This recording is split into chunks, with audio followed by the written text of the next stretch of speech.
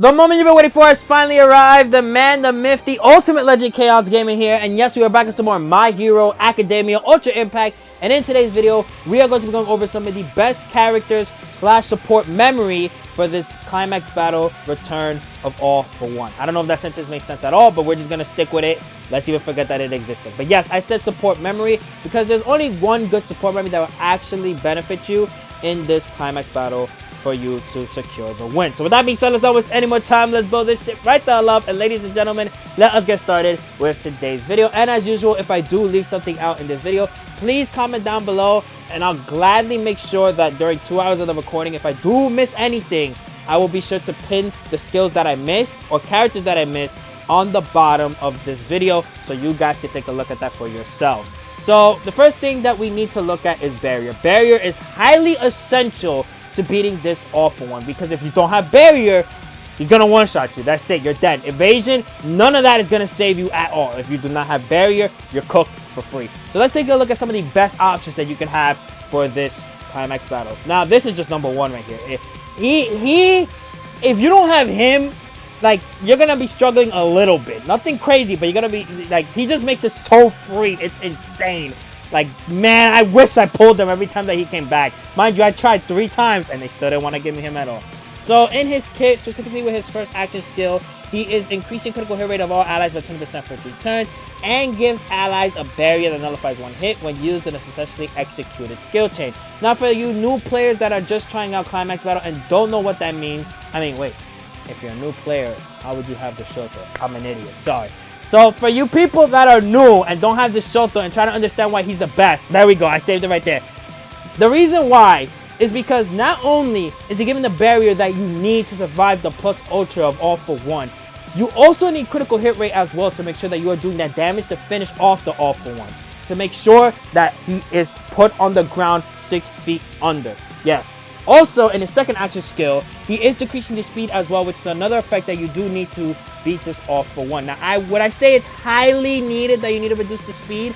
No. As long as you have the barrier and the other stuff that we're going to go over, you are safe no matter what. But yeah, he is like number one to bring it to this fight. You are making sure that you only need 3 characters, and that's how you're winning this fight. That's how easy it is. You only need 3 characters. You don't need the whole team. Next character that we have on the list is the other Shoto, World Hero Mission, who gets barrier, but he only gets barrier to himself. But lucky enough throughout the fight, he is also supporting allies by making sure that they are taking less damage. He's burning, so the normals are taking even more damage. And there's another thing that he has as well. I'm just trying to make sure. If you have a pro hero, he does increase character power by 40%. So when the new Endeavor does come out, you could have them next to each other and they could be going crazy.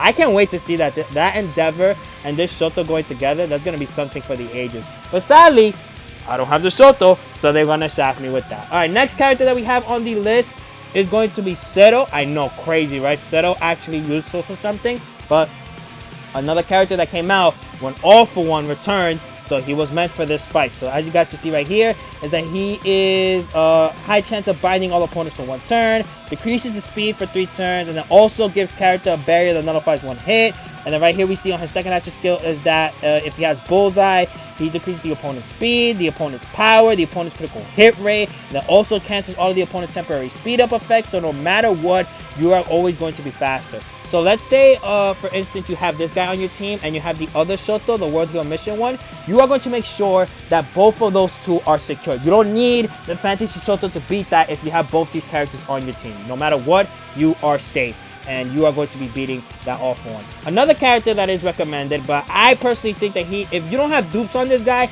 he is not going to be taking hits like that. Or if you have a very good support memory, he's not going to be taking hits like that at all. Is this Kirishima, because we know on both his action skills, he is making sure that he has barrier that nullifies up to 3 hits. And then he has one again on his second action skill that does the same thing.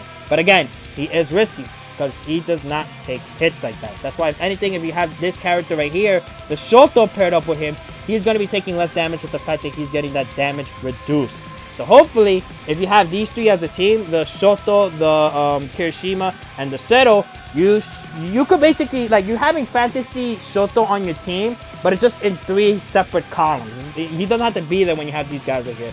Next character as follow. Let's see. You can't bring this green Shoto because that All For One is going to slap you up crazy before you even get the chance to activate another barrier.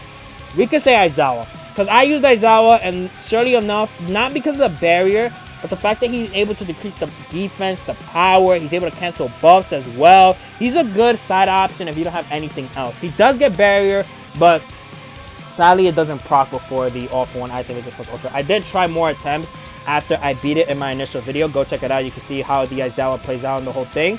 Sadly, it just didn't activate. So with Aizawa, it's going to be tricky to get that barrier up. Because look, as we see right here, it says gives character a barrier that nullifies one hit after receiving an attack from an opponent with Bullseye. And like I just said, we're not going to be seeing that because of the fact that he's just going to hit you with the plus Ultra first before you get the chance to even activate that in the first place.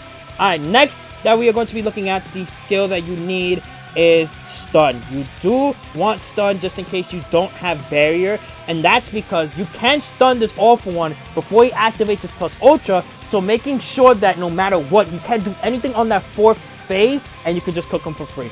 And again, I'm going to reference my video again, sorry that I'm repeating myself, but because of that stun, that's how I won, and make sure that I put him 6 feet under in a casket. That's, oh my god, I still feel the adrenaline after I beat that man with that damn stun. That was just amazing for the ages. Am I blind? I am blind. There we go, stun right here. Alright, let's apply it. Now, let's see some of our best characters that we can use. Frame 1 off the rip is this guy's right here, Midoriya. Midoriya has the ability to stun for 2 turns. What else does he give? I think he stun. Does he stun in the plus Ultra as well? No, but he does have piercing shot as well. Even though All-For One doesn't really have anything on barrier, he still has that nice piercing shot. So yeah, if you bring this Midoriya on, I suggest you put him in the back. You don't put him in the front because 1, he's also going to be helping with the damage to finish him off he's by himself, the All-For One. And then 2, you know, you get that little stun and then pop off. Another character is, where is he? Where is he? Why is he not here? Oh, there he is. I lost him for a second. I was like, yo, where's this man at?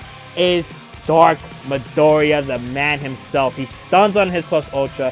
He stuns on his action skill. And he's able to do more damage on his second action skill. Definitely a character that helped me out. But there is one thing I have to let you guys know right now.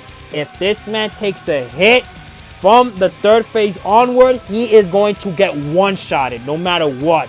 Unless I think he's level 120, 130, this man is going to get packed up. Bye. Never seen again. So you have to be careful with this Midoriya. Please be careful with him. I'm telling you from experience, this man does die. Another character is Fleck Turn that we have on the list. And I did forget as well. I forgot to mention, I think he's going to be a great SR option because of the fact that he gives character a barrier that nullifies 3 hits and shorten action skill cooldown time by 1. Also, he has a counter as well. So if anything, he's like the budget version of Kirishima. But I think he's going to be better due to the fact that, you know, you can build him up if you have dupes into him or the pieces on him. But that just depends on whether or not if these events that we grind for the cases, they gave you enough of those. Or, damn, wait, are they going to give us the... Oh my god, I just remembered. Oh, Fleck is an SR from the World Hero Mission banner. We might not even get those pieces. Damn. So if you want to restore pieces, that's up to you. I know he's going to be a great budget option, but that depends on whether and how badly you want to beat this. Another character I saw people use to beat this Cilmax battle was this Uraraka. This Uraraka is just absolutely amazing, man. I just feel like no matter what event comes out, you're always going to see this Uraraka have some type of benefit to help you beat this Cilmax battle. Where does she stun? Because I don't have her. I think it's on the first action skill. Yes, a low chance of stunning. But I do remember that she can increase it, right? She gives defense, cancels all the character status ailments when restoring HP, critical hit rate. Doesn't she increase it? There's gotta be... Okay, I guess she doesn't increase it. But yes, she does have that chance to stun as well. But if you ask me whether or not you want to pick the Uraraka or the Midoriyas, I suggest you pick the Midoriyas over the Uraraka. You could do Midnight, but I think it's a big of a risk.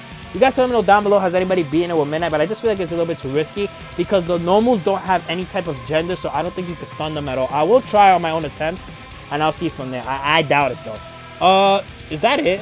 No, we gotta look at the support memories, and then that's it. Oh, no. One more character, I forgot. Who, as you guys know, he's one of the best in the game. Let's go to characters real quick. Where's this guy? Hold up. Where is he? Yup.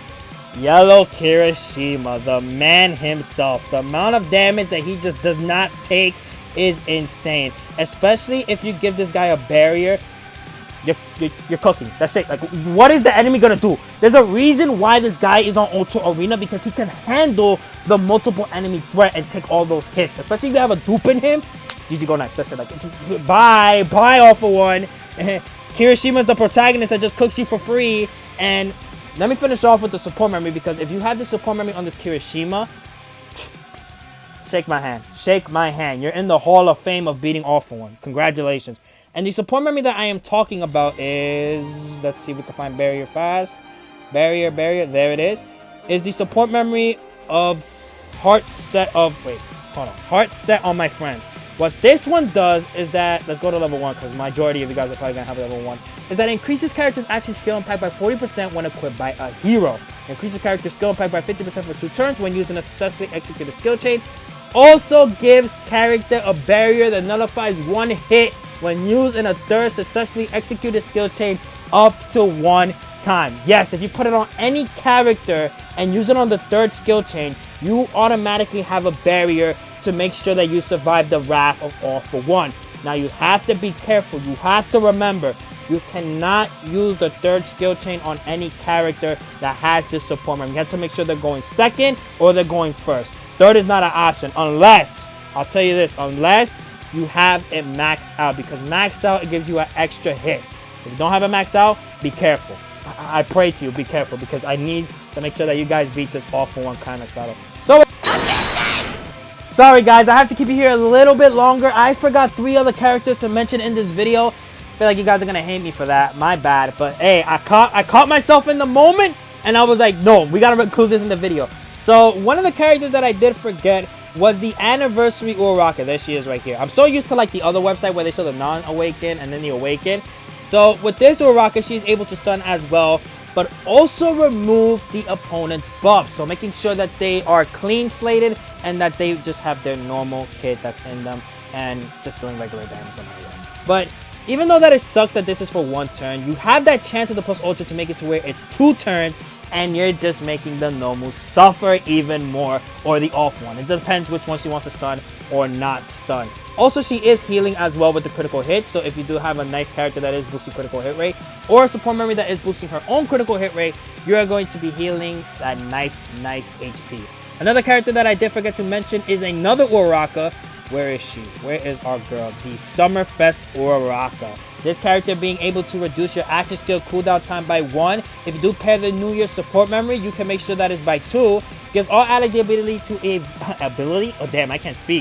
the ability to evade 1 time, and then also the ability to nullify status ailments as well, increasing your HP. So you can make it to where you are healing with the other Uraraka, and then you are getting more HP with this Uraraka right here. Another thing as well, this Uraraka heals. So you get double the heal with double the Uraraka. Or as the Englishmen like to say when they have 2 women, double the fun. Now, one more character that we do have to mention is the Endeavor, the new one that is coming out. Even though I did say in my video he might not be worth summoning due to the fact how easy my attempt was, for the majority of you who probably are struggling still, I should have never said that, so that's my bad. So with this Endeavor right here, where is he? This nice art of an Endeavor. He is able to, let's see, decrease critical hit rate, gains piercing shot. He also makes sure that, where is it? I know something else that he does that makes it to where this is important. Hold on. Besides the burning, we all know that he burns. The pop. No.